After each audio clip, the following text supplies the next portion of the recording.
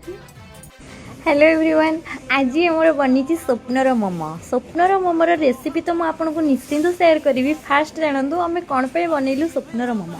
बहुत दिन है मो राति खाली मोमो स्वप्न देखुची, हेले मोमो तो मुझे खाई पारुनी कहीं बाहर बहुत सारा अनहेल्दी मोमो मैदा मोमो मुझे खाई पारेनी।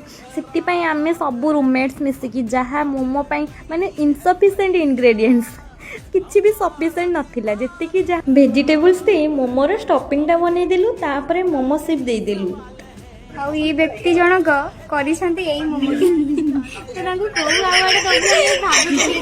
जेहेतु आम स्टीमर नाला आम ये कड़े बाउल थोई मोमो सब दे देलु आ कड़े टमाटो लंका रसुण दे चटनी कभर कर स्टीम करने को छाड़ देलु। वाओ मोमो हे गला 10 घंटा रे। आपर पैन में तेल दे हम मोमो पे चटनी बने देतिलु। संग में आपर मोमो रो कोई सिटी पिचबे हम पे हमको कमेंट निश्चित जानबे।